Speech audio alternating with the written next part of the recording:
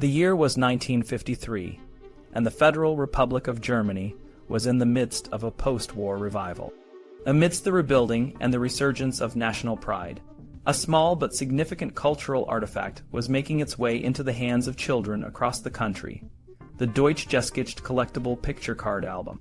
With a circulation of 295,000, it was the most widely disseminated historical narrative in collectible picture cards in the early Federal Republic. But behind its charming and colorful pages lay a story of meticulous attention to detail and a deep-seated desire to shape a specific image of German history. One of the most striking cards in the album was titled, "Charlemagne Receives the Emissaries of Harun al-Rashid." The image depicted the great Carolingian emperor, Charlemagne, in a scene that was meant to capture a moment of diplomatic importance. However, the card was not just any illustration. It was the result of a specific and somewhat peculiar request from the author, Albert Thummel. On the watercolor painting that served as the model for the card, Thummel had scrawled a gruff instruction: "Charles the Great with Moustache only." This directive was a response to the illustrator, Werner Schick, who had initially depicted Charlemagne with a full beard, much like the one seen in Albrecht Dürer's famous portrait and in many French depictions. Thummel was not just being picky, he had a vision. He wanted a Charlemagne that was distinctly German, not the Romanized figure often portrayed in French art. This vision extended beyond just the facial hair. Thummel was also concerned about the physical appearance of other historical figures. For example, he insisted that Otto I, the founder of the Holy Roman Empire, should be depicted as tall, and that Frederick Barbarossa, a significant figure in German tradition, should not appear small and corpulent. These details were crucial in Thummel's effort to present a version of history that aligned with a particular national narrative. The desire to shape Charlemagne, his image in a way that resonated with German tradition, was not new. In the late 18th century, the phrase Charles the Frank began to appear in many books as an alternative to Charles the Great. This epithet was popularized by authors like Friedrich Wilhelm Weber, whose epic poem, Driesen-Linden, 13 Linden Trees, was a bestseller, reprinted over 200 times and a staple of the German bourgeoisie. Weber's poem portrayed Charlemagne as a complex figure, both a revered leader and a controversial conqueror. The phrase Charles the Frank was also used by the nature writer Hermann Lanz, whose works were widely read in middle-class households up to the Nazi period. However, the epithet Charles the Frank fell out of favor during the Nazi era, particularly when it was co-opted by publications like the Nazi newspaper Der Stürmer and Heinrich Himmler. Despite this, the image of Charlemagne with a mustache and in distinctly Frankish dress persisted, especially in collectible picture cards. These cards, distributed through savings banks and dairy companies, ensured that a generation of schoolchildren in the 1950s and beyond would grow up with a specific image of Charlemagne, one that was carefully curated to align with a particular vision of German history. The transformation of Charlemagne, his image from a full-bearded Roman emperor to a moustachioed Frankish king, was not just a matter of artistic preference. It reflected a broader shift in how historical figures were presented in various media, including books, collectible cards, and even school textbooks. This shift was influenced by technological advancements, such as the rise of photography and stock photo agencies, which played a significant role in standardizing and disseminating historical images. In the early 20th century, the style of historical illustration began to change. History paintings, once the primary means of visualizing historical events, gave way to a more documentary style. This change was driven by the increasing use of photography, which promised a more authentic representation of the past. However, the documentary style did not necessarily mean a more accurate or reliable depiction. Often, images from the High and Late Middle Ages were used to illustrate events from the Early Middle Ages, adding a layer of historical inaccuracy. The documentary style also allowed for the preservation of national differences in the portrayal of historical figures. While the equestrian statuette of Charlemagne and his portrait coinage became standard images in both German and French history books, the context in which these images were presented could vary significantly. In Germany, the tomb of Widukind, a Saxon leader who resisted Charlemagne, was often juxtaposed with images of Charlemagne, creating a narrative that emphasized the conflict between the Carolingian Empire and the Saxons. This juxtaposition was a way to maintain a national narrative, even within the supposedly objective documentary style. The collectible picture cards, in particular, were a powerful medium for shaping historical perceptions. These cards, often used as advertising by companies, sometimes incorporated images from other countries, blurring the lines between national image stocks. For example, a Dutch chocolate company's collectible card depicted Charlemagne in a way that was more in line with the French tradition, showing him with a full beard and in Roman dress. The story of Charlemagne, his image in post-war Germany, is a tale of careful curation and the enduring power of visual representation.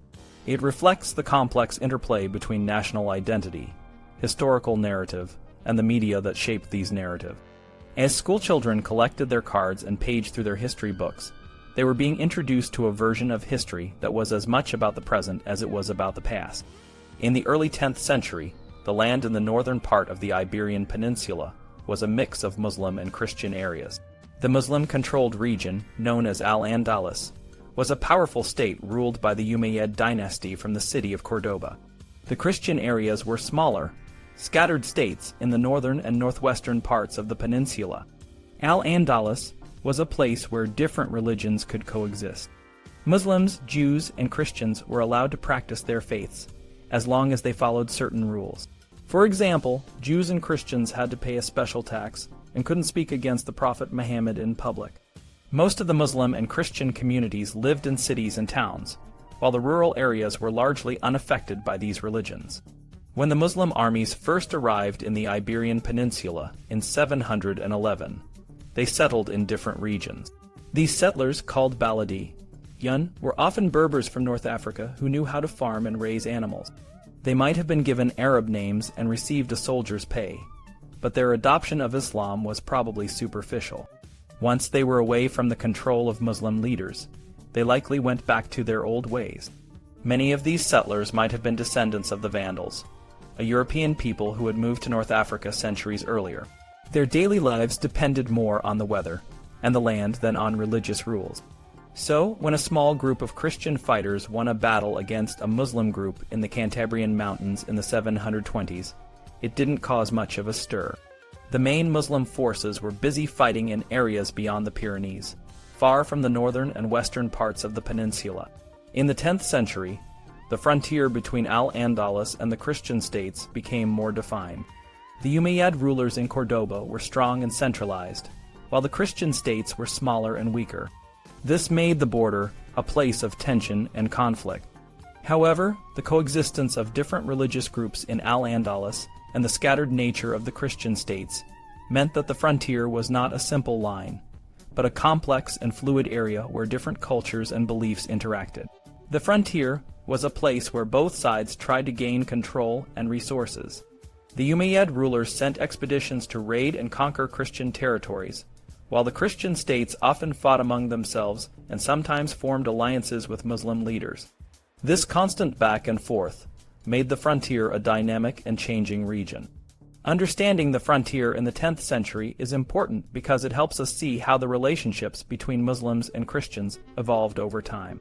Despite the conflicts, there were also moments of cooperation and cultural exchange. The frontier was not just a line on a map, but a place where different worlds met and interacted, shaping the history of the Iberian Peninsula. In the year 756, the Umayyad Emirate was established in what is now Spain. The emirate divided its territory into three main frontier zones, known in Arabic as Thur, similar to the English term marches. These zones were each centered around a major city in Al-Andalus, the Arabic name for Muslim Spain. The Thagr al-Ala, or the Upper March, had its capital in Zaragoza and covered the Ebro Valley. The Thagr al-Awsat, or the Middle March, was based in Toledo and centered around the river Douro.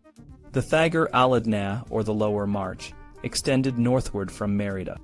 The Upper March was a vast region that initially stretched from Pamplona to Barcelona. However, after attacks by northern states in 799 and 801, its territory shrank to include Tudela, Huesca, Zaragoza, and Lerida. Despite this reduction, it remained a significant area. The middle and lower marches were defined by the river Douro, which played a crucial role in the region's defense and development. By the 9th century, the Umayyads recognized the need to protect Al-Andalus from northern invasions. They began constructing fortresses with permanent garrisons to guard these frontier zones. One such fortress was Calatalifa, which means the castle of the Caliph in Arabic. It was named after a visit by the Caliph Abd ar-Rahman III in 939, following his defeat at the Battle of Simancas by a combined force of Leonese, Castilian, and Navarrese troops. To prevent further attacks, Abd ar-Rahman III likely ordered the fortification of his return route. Another important fortress was Medinaceli, located just south of the Douro River. This town, now more of a village, is famous for being the place where Ibn Abi Ali al-Mansur died in 1002.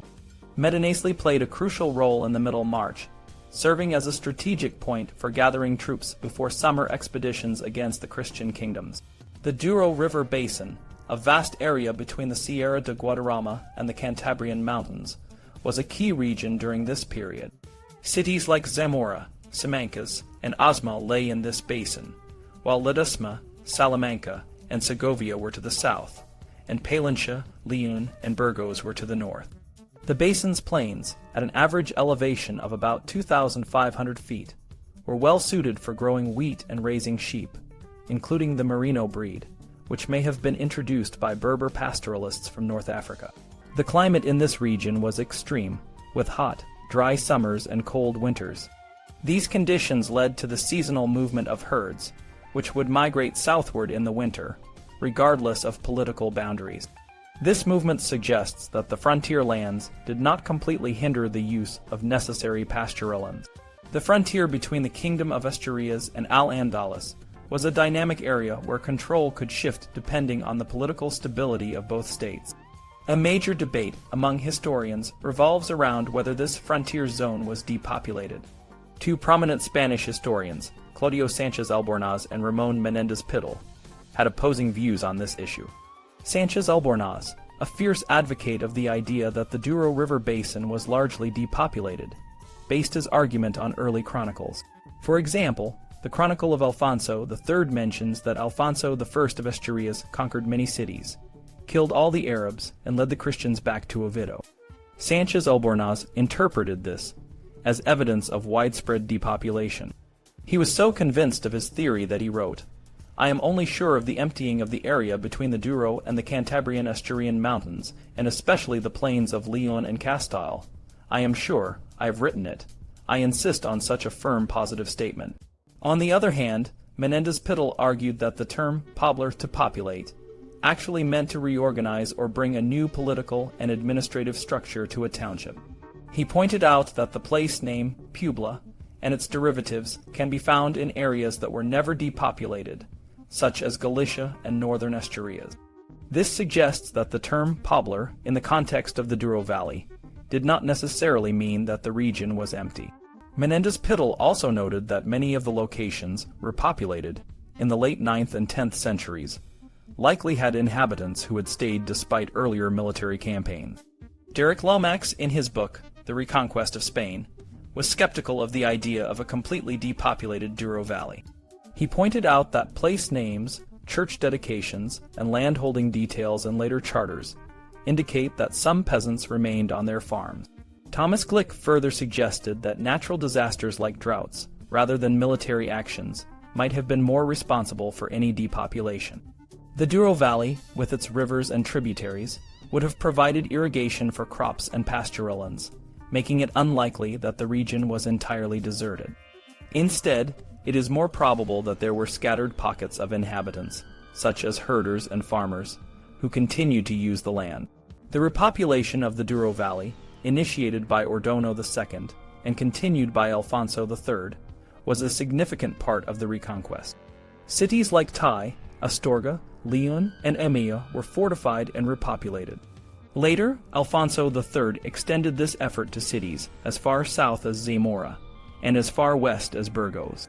The city of Zamora, in particular, was a strategic point on the Douro River, and its fortification was crucial for protecting the region northward to Leon. In 939, the Caliph Abd ar-Rahman III attempted to recapture Zamora, but was defeated at the Battle of Alhandega. This defeat highlighted the importance of holding Zamora. as it could either protect the northern regions from Muslim incursions or serve as a base for Muslim control of the frontier.